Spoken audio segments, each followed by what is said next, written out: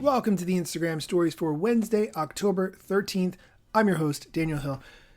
Recently, the Facebook Vice President of Global Affairs went on CNN as part of their State of the Union show and talked about the whistleblower, Frances Haugen, which I've been covering in depth over the past couple weeks, but also talked about something new to prevent Instagram from having such a negative effect on teenagers. Here's what he talked about.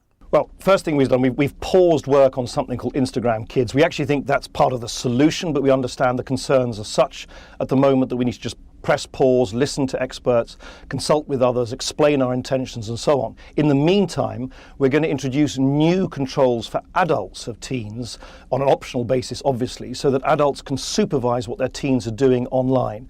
Secondly, we're going to introduce something which I think will make a considerable difference, which is where our systems see that a teen is looking at the same content over and over again, and it's content which may not be conducive to their well-being, we will nudge them to look at other content. And the third additional and new measure we're introducing is something called Take a Break, where we will be prompting teens to simply take a break from using Instagram. And I think these are exactly the kind of things which are in line with ongoing work we've been doing in cooperation with experts for many years, that we clearly want to. I think this take a break idea is really interesting, but it would sort of have to depend on how it works. For instance, if you use Instagram like I do, you open the app and close the app constantly as you use it. Maybe you check an email or text that comes in, then you go back to Instagram. How would this feature work? Would it say, look at all the time you've spent in app continuously? Or would it look at all the time that you've spent in the app throughout the course of the day? Because really, that's the bigger problem. I want to play a bit more of the clip from the CNN interview because the interviewer really gives Nick from Facebook a very hard time, and in my opinion, rightfully so. Here's a little bit more of the clip. Or what you just listed, these are things that you are going to do in the future or things that you already have in place? Because this survey was published internally 2 years ago.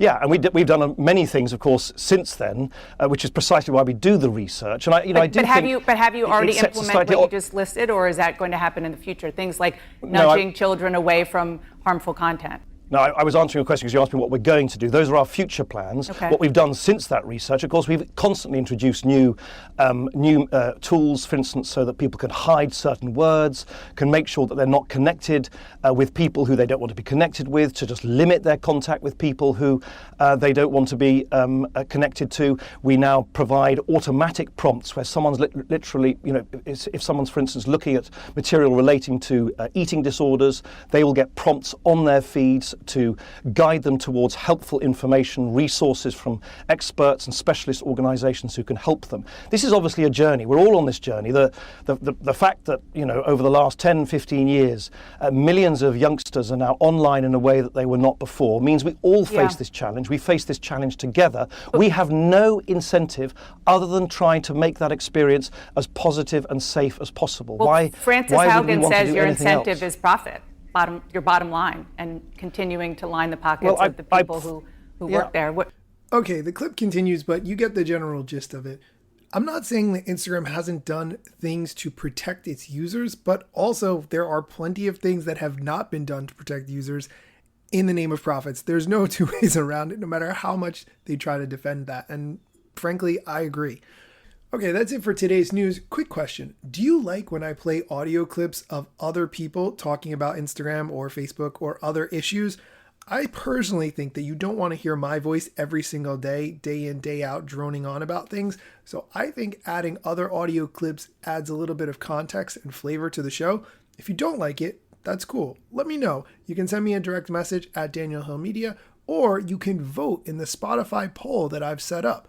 I'm going to leave the Spotify poll open for a week, but make sure you vote on the October 13th episode. You can go back and find that on Spotify. And if you don't have Spotify, you can still download the app and vote. It's free to do that. Come back tomorrow for more Instagram news, strategy, tips, and more.